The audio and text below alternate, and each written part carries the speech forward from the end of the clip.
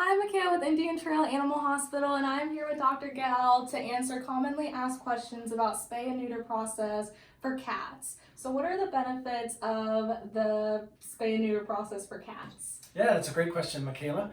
So we see a little bit difference in variance between the male versus the female. The male cat is going to be a very territorial animal, so we'll see a lot of marking behavior with the male cats. They have a very sometimes aggressive posture with other cats in the neighborhoods, so we can see fighting, biting, those kinds of behaviors. And then I think probably one of the most important things to remember with male intact cats is they have very, very, very foul smelling urine. And so it is something that we definitely want to get them neutered prior to coming into sexual maturity. The female is very similar to what we look at with our canine companions as well, too. A lot of folks have hang-ups or concerns about having an animal going through a heat cycle inside their home. So we often recommend getting that done in between that 6 and 9 month time period. We can see uterine infection with female cats. Of course, you're eliminating pregnancy with these guys. And female cats also, which isn't a terribly bad thing, but their behavior changes a little bit. Sometimes they become very affectionate when they go through when they go through their heat cycles. But lastly, I think one of the most obnoxious behaviors that we can see in our cats is they can go through a false pregnancy where they think they're pregnant, and so you'll see certain items become more like babies to them, they nest, and it's just more of an annoying behavior.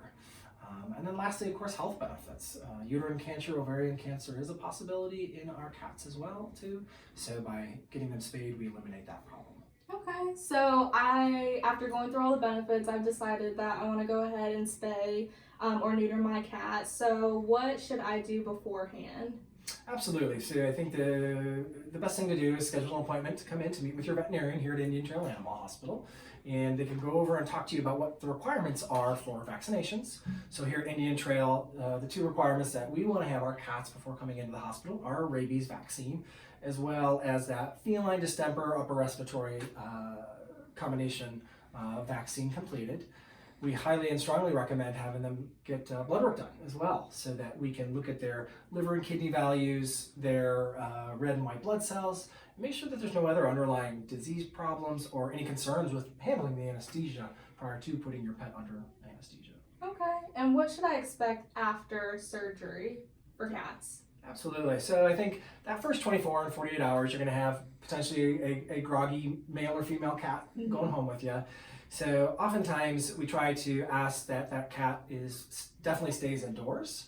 And so a quiet, dark room, maybe separated from other housemates or other animals, people inside the house, so that they can just have a nice, slow, easy recovery.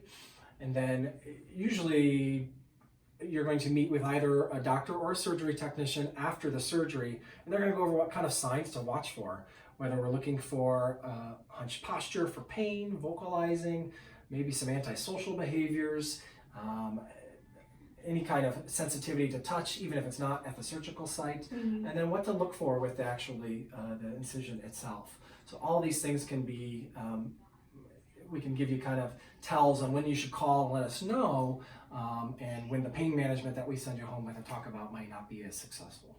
All right. Well, that's all the questions I have for Dr. Gawel. Thank you so much. You're welcome.